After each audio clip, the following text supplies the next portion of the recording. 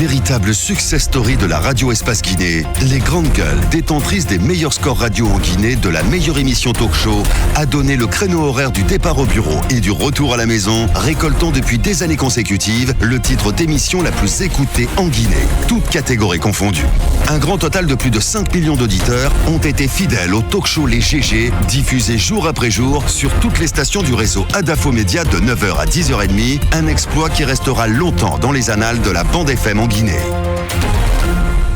Merci de nous rejoindre dans la deuxième partie de cette émission. Dans un instant, on va poursuivre notre interview avec notre invité que nous avons commencé à interroger depuis avant la pause plutôt, Monsieur Damanta Albert Camara, ministre conseiller à la présidence de la République.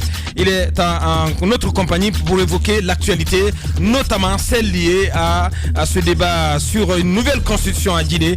Par quoi se justifierait la nécessité d'une nouvelle constitution en Guinée? La loi permet-elle au président de la République de proposer une nouvelle constitution à référendum? Entre autres questions que nous allons lui poser dans un instant.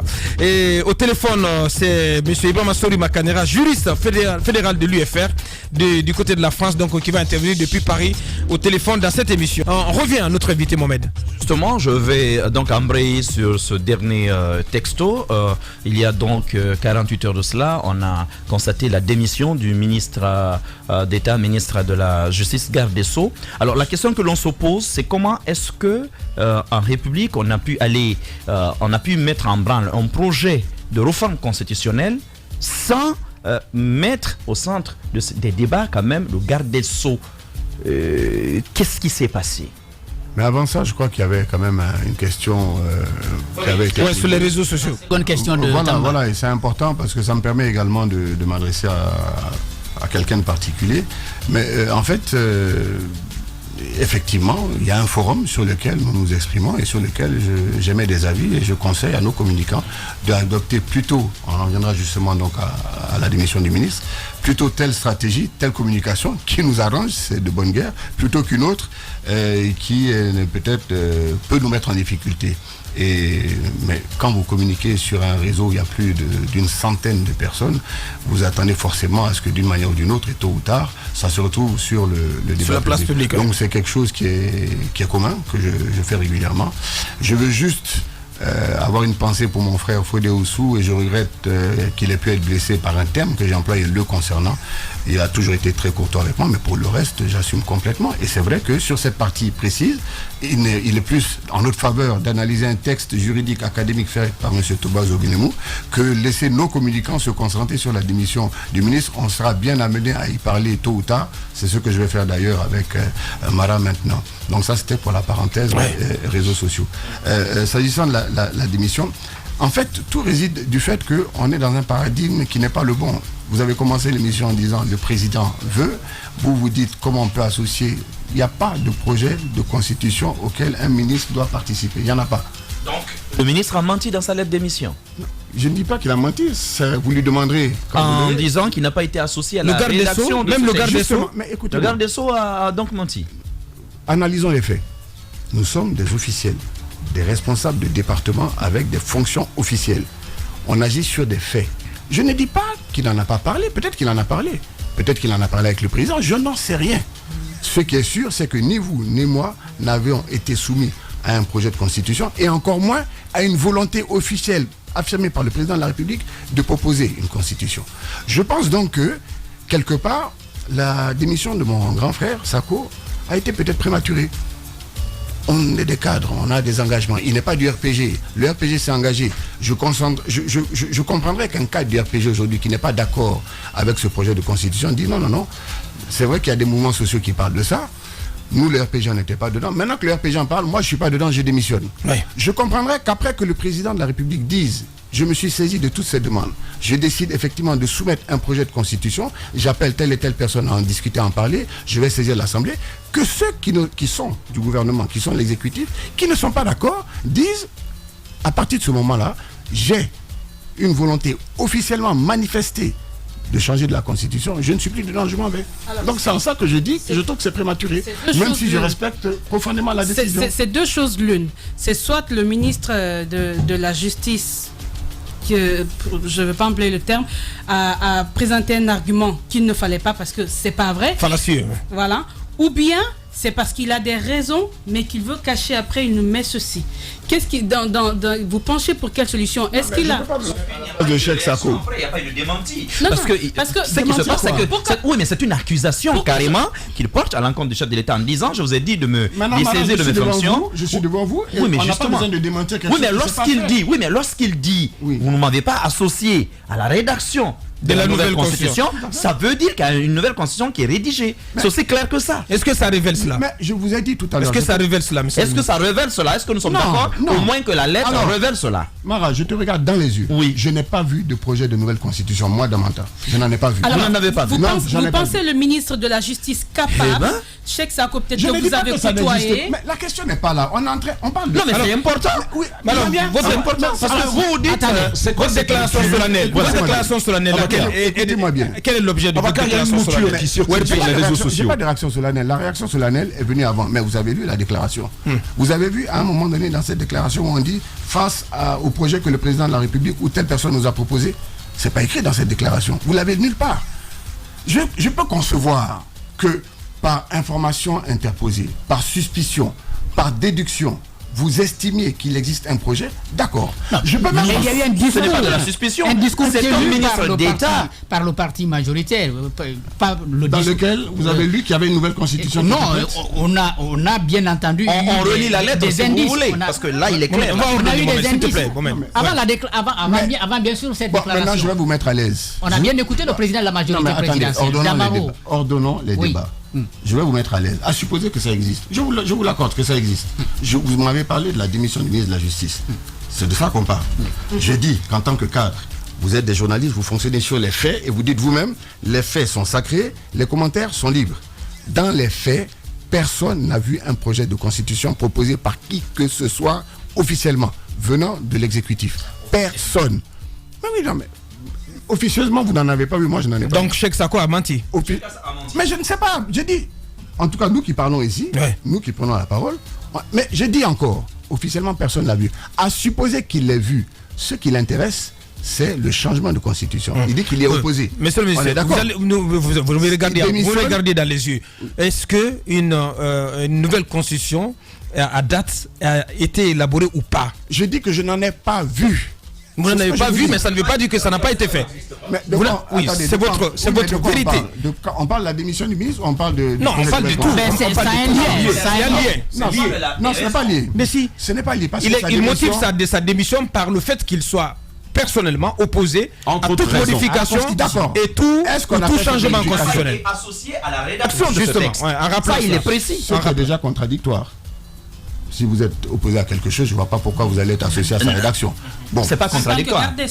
En tant que garde des Sceaux, c'est ton problème. Une réforme constitutionnelle. D'accord. Et qu'il soit bypassé, c'est ton problème. D'accord. Même vous, à sa place, je vous verrai démissionner dans ce cas-là. Je vous l'accorde. Voilà. Je dis, puisque ce projet n'a pas été lancé, je ne vois pas pourquoi il démissionne.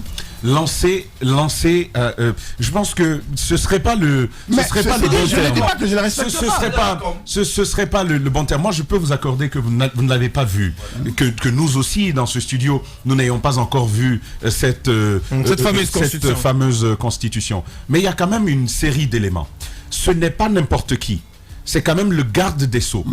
Qui dit qu'il n'a pas été associé à l'élaboration de cette constitution, ce qu'il est supposé qu'elle existe. Ça, c'est une observation qu'on peut en faire. De l'autre côté, il y a pas mal de personnes. Nous avons quand même des sources assez crédibles. Par exemple, qui soutiennent que Zogbelemou aurait eu le marché, par rapport aux Guinéens qui ont participé à cela, professeur Zogbelemou aurait eu le marché de rédaction de cette nouvelle constitution. Et qu'il aurait travaillé avec Bonkunta et Albert Bourgi. Voilà. Alors, vous comprenez quand même que l'on veuille entendre que c'est quelque chose d'existant, c'est matériel, c'est tangible. En fait, bon, ce débat n'est pas vraiment, pour moi, fondamental. Qu'il existe ou qu'il n'existe pas, à un moment donné, il y aura bien un projet sur la table. Je suppose que les gens y travaillent. C'est déjà pas de l'admettre. Est-ce qu'il existe déjà? Mais je vous dis que je ne le sais pas. D'accord. Je vous dis aussi, on a vu sur des réseaux sociaux des constitutions entières rédigées que les gens ont prêtées au gouvernement. Vous savez très bien que ça ne relève pas du gouvernement, ce projet-là. C'est quelque chose qui existait depuis 2010 même, ou 2011. Nous n'en avons pas parlé ici parce Non, voilà, on n'y apporte pas de crédit. Mais en fait, je ne m'adresse pas à vous, je m'adresse aux millions d'éditeurs qui sont effectivement, cette émission. Et je dis, voilà encore des choses qui peuvent prêter à confusion. Mais la question n'est pas... De toute manière, si ce projet doit voir le jour, il sera proposé. Forcément, les gens y auront accès. Donc, que ce soit maintenant ou demain, les gens auront accès à ça. Aujourd'hui, quelle est l'intention du président Alpha Condé? Est-ce qu'il est véritablement l'intention aujourd'hui cette nouvelle constitution? Vous avez des centaines de contributions. Le président Alpha Condé elles-mêmes sont des projets à part entière. Le président Alpha Condé a-t-il l'intention de soumettre à référendum une nouvelle constitution ou pas? Je ne peux pas répondre à sa place. Alors, comment ça, monsieur le ministre? Je peux répondre à mais bien sûr, mais vous êtes du RPG Arc-en-Ciel. Non, mais alors, votre déclaration. Peut-être. Attendez, peut-être on peut poser la question autrement, puisqu'ils ont fait une autrement, je ne comprendrais pas votre déclaration. Vous l'avez faite en solo, sans consulter le président. Est-ce que vous avez lu la déclaration? Non, vous en fait. Mais ça, c'est là une déclaration du RPG. Je suis d'accord. Mais vous l'avez soumise au président.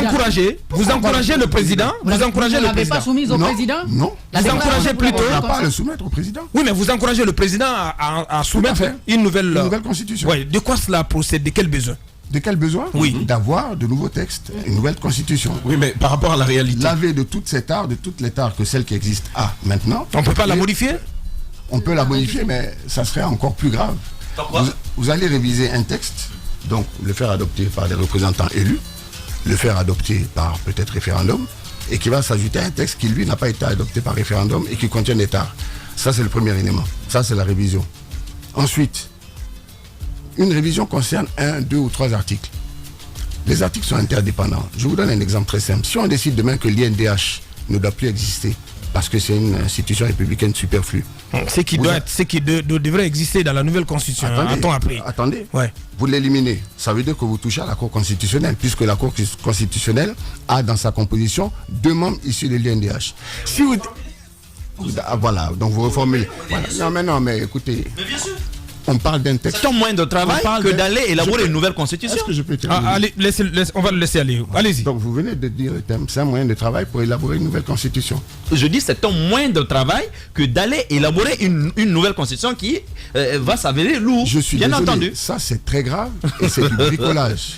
Non, c'est pas du bricolage. En plus, si demain, cette même Cour constitutionnelle qui est chargée d'accueillir les candidatures, de les valider, d'arbitrer, on décide qu'elle doit s'intégrer dans le grand ensemble qui était avant, Cour suprême, Chambre constitutionnelle, Chambre des comptes. Vous changez cette partie aussi. Donc je crois que plutôt que de prendre le risque de toucher à 1, 2, 3 articles qui sont interdépendants avec d'autres, il faut quand même prendre la précaution et avoir le courage de revoir tout ce texte et enfin de le soumettre à l'approbation populaire. Monsieur le ministre. Donc vous me dites de revoir. Avocat. De revoir l'ensemble du texte. Monsieur le ministre. D'en faire une révision. Écoutez, parce que si on revoit, c'est révisé. Non, vous comprenez, on la met juste à la corbeille et puis on nous en sort une autre. Je pense que c'est un peu la démarche. Mais monsieur le ministre, c'est quoi l'urgence? Moi, je reviens sur la question de Aboubacar Diallo. L'urgence, d'après vous, c'est quoi la priorité? Je poserai la question comme ça. Est-ce ce texte qui est depuis un certain moment qualifié de défaillant, d'insuffisant, à plus d'un titre? Aucun juriste honnête, aucun politicien honnête ne peut pas reconnaître que cette constitution doit être changée. Je voudrais terminer. La question, c'est je voudrais terminer, monsieur le ministre. Pour moi, c'est quoi la priorité? Même s'il y a des défaillances, des manquements à devoir relever, c'est quoi la priorité? Est-ce le texte-là qui n'est pas qualifié du tout, ou la question de la malgouvernance, la question de l'eau, bref, la question de la gouvernance en général. Ce serait quoi la priorité d'après vous? Mais la question de la gouvernance sera une question qui sera éternellement posée dans toute démocratie. Oui, mais... Améliorer, aller vers des projets de développement, on parle du texte fondateur. La Guinée, il y a des aspects qui se posent avec beaucoup d'acuité. Je suis d'accord. Donc voilà. Et donc, j'imagine, moi, personnellement, j'aurais dit, je suis de cette gouvernance-là, je règle d'abord un tel problème avant de venir soumettre un texte qui va permettre de perpétuer une gouvernance. Mais est-ce que c'est exclusif? En quoi est-ce que régler les problèmes de gouvernance nous empêche de voir le texte fondamental de notre nation? La conséquence, monsieur le ministre, c'est que ça va perpétuer un système qui est là et qui c'est mon observation et aussi celle de pas mal de Guinéens, ne réussit pas à répondre aux questions des Guinéens. Oui, c'est votre avis. C'est votre avis. Pas que le mien. Mais c'est pas par la Constitution qu'on règle ça, c'est par les élections. Alors, il posait tout à l'heure lui-même la question pour dire que pourquoi, en quoi les préoccupations pour la bonne gouvernance, enfin pour le développement, empêcheraient le travail pour une nouvelle constitution. Mais pourquoi justement ne l'avoir pas fait bien avant, au début du président de la République, en 2010? Pourquoi? D'abord, il n'y a pas de moment spécifique choisi. Moi, je verrais la question en sens inverse. Je verrais la question en sens inverse. Pourquoi maintenant ne pas terminer avec cette question de constitution avant d'entamer un nouveau mandat? On est passé. Et moi, je voudrais bien la réponse autrement. Ma question, comme je l'ai posée. D'accord. Je le comprends. D'accord. On est allé au bout de cette constitution. Elle ne peut plus rien nous apprendre. On est allé au bout, on a fini avec ça. On a fait toutes les élections qui sont prévues par cette constitution. On les a terminées. On a fait les présidentielles, on a fait les législatives. On n'a pas installé toutes les institutions. Non, il en manque deux, dont l'une ne pouvait être installée qu'après les communales. On n'a pas fini de régler la question des chefs de quartier. Enfin bref, celle-là ne pouvait être installée qu'après. On est allé au bout. On sait ce qu'elle vaut. On sait les conditions dans lesquelles elle a été adoptée, mais par rapport à ce qu'elle a... Que vous n'avez pas dénoncé. Par rapport au service... En temps opportun. Oui, d'accord, mais ce côté-là, je pourrais en parler tout à l'heure. Je suis très à l'aise pour en parler. Ouais. On ne va pas commencer un nouveau mandat avec les mêmes textes que l'on est en train de dénoncer aujourd'hui. Prenez un exemple très simple. Imaginez que demain, les candidatures indépendantes soient autorisées. Ça veut dire que le mandat qui viendra, on ne pourra pas avoir de candidat indépendant. C'est clair. Non, mais pour qui voulez-vous modifier cette constitution? Non, mais attendez. Ma question n'est pas... Ce que j'aimerais... C'est pour le peuple, pour la gouvernance, voilà, ce que j'aimerais, pour perpétuer le système. Ce que j'aimerais... Le président de la République et ceux qui vont avec lui. Justement, parce que... Vous m'étonnez un peu. Je trouve que vous êtes très engagé personnellement, sans avoir une analyse... Oui, d'accord. Ça nous concerne. Ça concerne sur ce mandat, monsieur le ministre. Et ça concerne 12 autres millions de Guinéens. Oui, mais sur ce mandat... n'ont pas accès à vos micros. Non, il faut quand même préciser. On va redonner, les gars. Jusque-là, je veux terminer si tu veux permettre. Jusque-là, le soutien le plus en vue, c'est celui du RPG Arc-en-Ciel. C'est faux. Je suis désolé. Non, moi c'est ce que j'observe. Je suis aussi observateur de... Le RPG et ses alliés. Donc c'est vraiment ça, c'est la mouvance qui soutient ce projet. La mouvance qui est majoritaire et sur ce sujet comme vous et moi. Non, par rapport à quoi majoritaire? Par rapport aux dernières élections. Non, par rapport aux dernières élections, monsieur le ministre, vous devez savoir, et vous le savez. Et même s'ils étaient 10, ils ont la Guinée ne se résume pas aux listes électorales. Il y a des Guinéens qui ne sont pas sur ces listes électorales. Vous et moi ne pouvons pas évaluer. Qui sont concernés, monsieur le ministre, par ces changements. On connaît notre histoire. C'est ce qui fait que moi, sur ce sujet particulier, je n'ai aucun problème à prendre position, à me sentir impliqué sans aucun recul, comme je suis en train de le faire. Parce que si ça déborde, on a vu 2007 ici, on a vu 2009, c'est une conséquence de la révision de 2001, monsieur le ministre. Sur la peur. Vous répétez exactement le discours du chef de file de l'opposition. Moi, je relève ce exactement. Non, je fonctionne sur la peur, monsieur le ministre. Je vais vous dire. On va s'écouter, les gars. Je vais vous dire. On est sorti. Posez votre question. Il m'a posé une question. Je veux bien y répondre. Je fonctionne sur la peur, pas par choix. Mais on a quand même vécu une expérience traumatisante avec cette révision constitutionnelle de 2001. On s'en souvient tous. Et ceci ne me dit pas que ça n'augure pas de meilleur avenir pour nous. Ça, c'est mon avis. Et je sais que c'est aussi partagé par pas mal de Guinéens qui nous écoutent ce matin. C'est ce qui fait que je suis très à cheval, à titre personnel, sur ce sujet-là. Et je repose ma question. Pour qui la modifie-t-on? Pour ces millions de Guinéens qui n'ont pas accès au micro comme vous et moi? Ou est-ce qu'on veut la modifier pour un groupe, pour le président de la République, lui permettre d'obtenir un 3e mandat et perpétuer le système? La constitution de tout pays gère les relations, les pouvoirs publics et gère un État. Elle n'est pas faite pour 1, 2, 3 ou 5 personnes. Elle est faite pour l'ensemble de la population qui constitue un État. Alors, votre question, vous avez déjà la réponse à l'intérieur même de cette question. Maintenant, si vous voulez faire des débats spécifiques, ça c'est autre chose. Mais une constitution concerne l'ensemble d'un État. Et justement, par rapport à ces personnes-là, il n'est pas concevable que ceux qui sont les maîtres de la parole ou ceux qui ont des agendas politiques à eux-mêmes fassent valoir leurs inquiétudes pour empêcher les autres de faire valoir également leurs préoccupations. Elles sont légitimes. Donc, parlons des textes, parlons de ce qui existe, et après, on fera les développements. Mais comme vous le dites vous-même, on parle un peu dans le vide, puisque vous n'avez pas vu cette nouvelle constitution. Alors, allez-y, vous dites que le projet n'existe pas, vous êtes formé là-dessus, le projet de nouvelle constitution n'existe pas jusqu'à ce jour. Alors, le RPG Arc-en-Ciel, qui est venu à faire cette déclaration tardivement, disons, puisque le débat ou les rumeurs couraient déjà depuis des mois, peut-être même depuis l'année dernière, disons, d'où vous avez eu l'envie de proposer ce projet de nouvelle constitution. Le débat court depuis l'année dernière. Mais il ne court pas seulement depuis l'année dernière. Le débat sur cette constitution... Mais de ça, justement, du fait que ce débat s'est installé dans la cité. Mais ça ne vient pas de là seulement. Aujourd'hui, on dit pourquoi maintenant. J'en reviens à Mafoudia. Mais ce n'est pas maintenant, Mafoudia. Ça a commencé d'abord avant l'adoption même de la constitution. Ça a commencé bien avant. Quand vous avez tous été témoins ici des réactions de Jean-Marie Doré et d'un certain nombre de politiciens qui disaient qu'on ne peut pas adopter. Mais votre position à l'époque. Non, l'engagement. Quelle était votre position à l'époque? Jean-Marie avait quelle position? Il avait une position où il n'était pas d'accord sur la manière dont on allait adopter la. Il n'était pas le seul. Donc ça a été promulgué. Laissez-moi développer mes il faut quand même lui donner un peu de temps. Soyons tolérants. Il a le temps. Il a tout le temps. Il a le temps. Je ne suis pas au jeu. Mais pas du tout. Mais il faut qu'il ait le temps de développer. Il a le temps. Bien. Voilà. Et moi-même, personnellement, je suis très à l'aise pour en parler. Je ne sais pas, vous étiez très jeune à l'époque, peut-être même que vous n'étiez pas journaliste. En 2009-2010, il y avait ce qu'on appelait les plateaux de la transition. C'était organisé par le Forum des jeunes de Guinée, de Moussa Fanaïté. Il y a eu des émissions où on parlait des enjeux de la transition. Il y a eu environ 4 ou 5 émissions. Et on recevait des sommités, des personnalités politiques étrangères guinéennes pour débattre de ça. À l'époque, les traces existent. J'avais dit qu'il faut une charte de la transition. Moi, je l'ai dit. Il y avait une charte de la transition qui existait effectivement, qui avait été soumise au CNDD. Ce brouillon-là existe. Le conseiller de Dalis de l'époque me l'avait donné, je l'avais analysé et je pensais que c'était la meilleure idée. Je ne concevais pas que pendant une transition, on puisse réformer une constitution, en adopter une nouvelle. Donc je suis à l'aise pour dire que moi au moins, et l'association des juristes d'entreprise à laquelle j'appartenais, nous étions tous d'accord là-dessus.